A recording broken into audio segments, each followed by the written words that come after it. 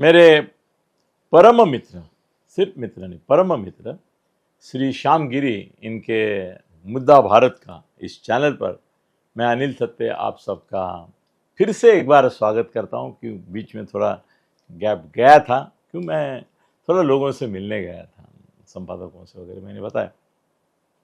अब आ गया हूँ तो आ गया हूँ। और गिरी जी मेरी राह देख रहे थे, बोल रहे थे हमारे श्रोता भी राह देख रहे हैं, तो आ गया दोस्तों। ये लो मैं फिर आ गया, पुनः परत यही। फडणवीस की यादें ताजा हो जाती है, परत आने की बात होती थी, वापस आने की बात होती है। तो लोगों मित्रों, मैं घूम रहा था, लोगों को मिल रहा था, मगर ध्यान तो होगा ना, युद्ध में क्या हो रहा है, क्या नहीं हो रहा है, युद्ध के बाद क्या हुआ है, पहले क्या हुआ है, ट्रम्प क्या बोल रहा है, पुतिन क्या बोल रहा है, वो चीन वाला क्या बोल रहा है, चांग चुंग चुंग, ये तुम्हारा पाकिस्तान के लोग क्या बोल रहे हैं, विरोधी पक्ष वाले क्या बोल रहे हैं, राहुल गांधी क्या बोल रहा है, सब नज़र थी मेरी पक्की। और हमारी टीम नोट्स भी निकालती है, दिन में जो भी बातें होती है उसका एक सारांश। कभी कभी तो मैं उनको बोलता हूँ, यार तुम्हारा सारांश रात 9 बजे शूटिंग करके लोगों को दिखाया ना, तो लोगों को दिन भर चैनल ही नहीं देखने की जरूरत पड़ेगी, पूरा निचोड़ आ जाएगा। मोदी जी के बारे में एक बात मैं पहले ही आपको बोल देता हूँ कि अमित शाह के प्रति मन में मेरे कोई प्रेम भाव, आस्था, आपुलकी, ऐसा एक दिल लगाने की बात है नहीं है। मैं तो ये मानता हूँ कि अमित शाह भाजपा के लिए और मोदी जी के लिए भी एक नेसेसरी एविल है। क्या है? Necessary evil. उनमें बहुत सारी कमियां हैं, खामियां हैं। वो पंतप्रधान कभी नहीं बनेंगे, कोई एक्सेप्ट नहीं करेगा उनको, वैसे बदनाम भी है। और मैं नहीं भरोसा करता उनके ऊपर, मेरा भरोसा नहीं है। मुझे लगता है देश का भी भरोसा अमित शाह के ऊपर नहीं है। ये युद्ध के समय में शुरू शुरू में अमित शाह प्रोमिनेंटली दिखाई दे रहे थे, देखो बाद में मोदी साहब के समझ में ये बात आ गई कि अमित शाह के नेतृत्व में युद्ध छिड़ा जा रहा है और होने वाला है और हो रहा है, ये बात लोगों को हजम नहीं हो रही है। तो देखो, मोदी जी कभी शाह के परे जाके देखते, सोचते या प्रदर्शित नहीं करते। इस बार उन्होंने शिवराज, तुम्हारे संरक्षण मंत्री राजनाथ सिंह, उनको बहुत प्रोजेक्ट किया।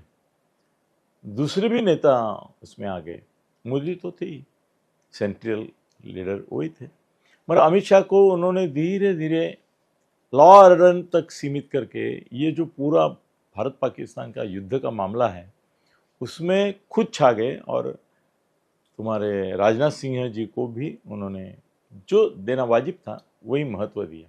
उनका एक चेहरा अलग से उभर के आया ये युद्ध के समय। मैं कमेंट्स मेरे बारे में नहीं पढ़ता हूँ, मेरे यहाँ बंद ही रखता हूँ और मुझे नहीं चाहिए कमेंट। मगर मैंने जानबूझकर ये युद्ध के बारे में जैसे वीडियो देखे, कितने वीडियो देखे, बाप रे, जितने भी बड़े यूट्यूबर्स हैं, हिंदी में हैं, मराठी में, इंग्लिश में भी हैं, सुने मैंने।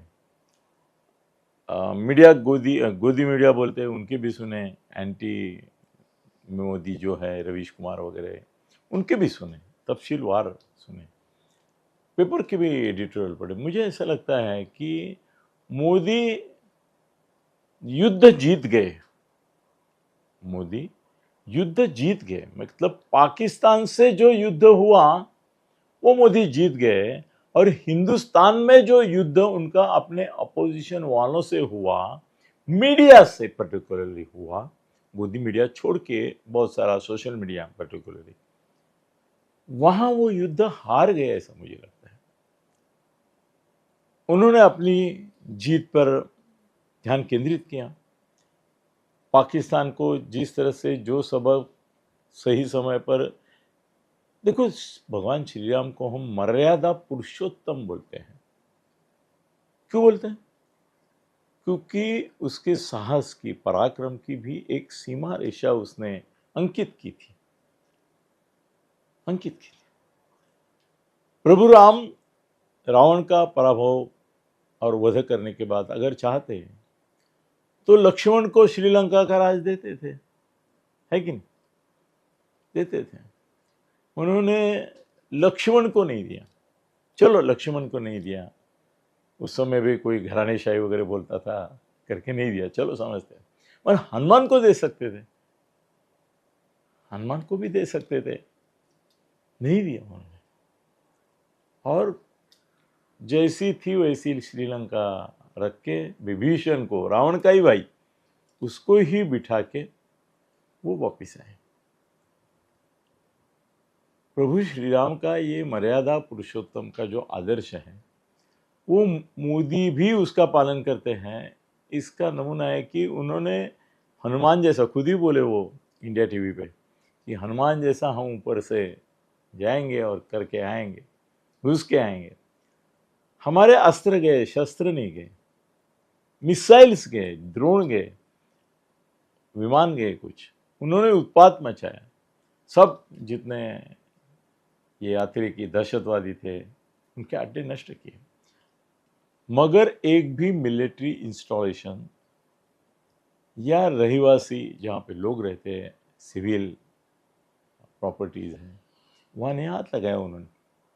सिर्फ और सिर्फ, मगर वहाँ उन्होंने 100 से ज़्यादा दहशतवादी और उनके आका नहीं मारे, बाका जो थे उधर उनको मार दिया सब। और जो नहीं बचे हैं उनको अभी घुस के अलग अलग फायरिंग जो हो रही है, ऐसा बोलना नहीं अलाउड है, मगर समझ जाओ आप, ये जो मर रहे हैं ना दहशतवादी नेता, उसके पीछे भी अपनी राजनीति है, मगर वो छुपी राजनीति है। कनाडा में भी कितने लोग मारते हैं, वो है एक तबका, वो तबका है अपने पास भी। उनके यहाँ के जो करते हैं वो हमारे वही वहाँ जाके करते, उल्टा ज़्यादा इफेक्टिवली बराबर दहशत हो। कल अगर ये उनके दूसरे जो सरगना हैं वो भी ऐसे घर में घुस के मारेंगे तो आश्चर्य मत करो। मगर कुल मिल के ऐसा दिखता है कि युद्ध जो है वो मोदी जीत गए।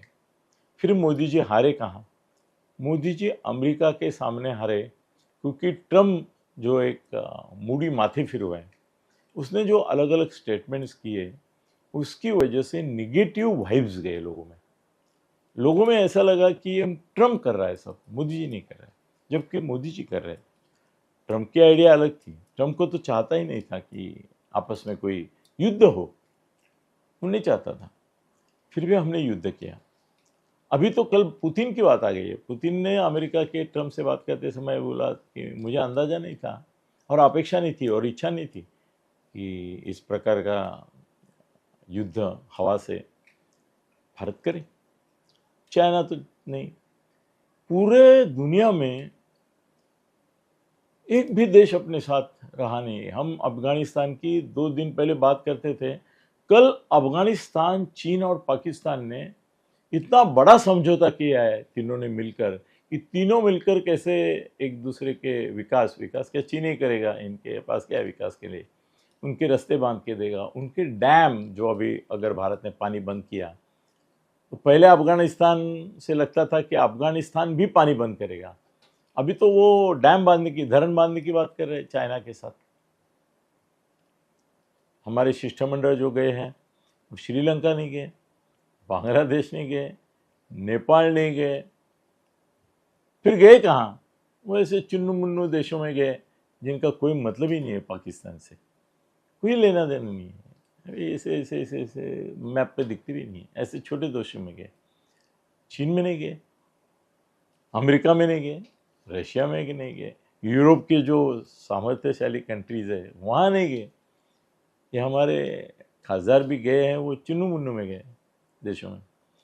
तो लगभग सोशल मीडिया पे भी, और बीजेपी वालों कितना उनका सोशल मीडिया पे फ्रस्ट्रेशन जाहिर कर रहे हैं, अरे पाक पे अब तक कश्मीर लेना चाहिए था, जो जो आरोप हमने कांग्रेस पे किए वही तो हमारे ऊपर हो रहे हैं, वगैरह वगैरह। पर मैं एक शब्द में आपको कहता हूँ, आप बिल्कुल कन्विंस रहिए, युद्ध की अगर बात है तो युद्ध मोदी जी ने ही 100% जीता है। वो हारे हैं अपनी ही बीजेपी के नेता, अपने ही विघ्न संतोषी राहुल जैसे विरोधी नेता और दुनिया के लगभग 99% नेता जिन्होंने हमारा साथ नहीं दिया। वो फंडिंग था इंटरनेशनल मॉनेटरी का, वो भी पाकिस्तान को मिला। पाकिस्तान को अमेरिका भी अभी हथियार दे रही है, रशिया दे रही है, चीन तो दे ही रहा था। मतलब हमारे साथ कोई नहीं, हम ऐसे हो गए कि हमारे साथ कोई मित्र ही नहीं रहा कि वो मजबूती से खड़ा है। अमेरिका भी मित्र नहीं कह सकते, वो स्वार्थी नीच है। उनके स्वार्थ के लिए वो कुछ भी करेंगे और नहीं भी करेंगे। तो हम अकेले पड़ गए युद्ध के बाद। पहले से ही शायद होंगे, मगर ये बात उभर के सामने आए कि हम अभी अकेले हैं। हमारी लड़ाई हमको ही लड़नी है और जीतनी भी है और जीतेंगे भी। मोदी है तो सब कुछ मुमकिन है ना, ये भी है। इसके पॉलिटिकल असर भी मुझे जितने होने चाहिए ऐसा लगता था असर गुड, वो होंगे कि नहीं मुझे थोड़ा डाउट है, क्योंकि क्रेडिट नहीं मिल रहा है मोदी जी को, नहीं मिल रहा है, हम ही छीन ले रहे हैं। मगर मोदी जी जीत गए हैं। मोदी जी की हार हुई है अपने ही दोस्तों के सामने, दुनिया के सामने, सोशल मीडिया के सामने और भारत की अपोजिशन के सामने। धन्यवाद।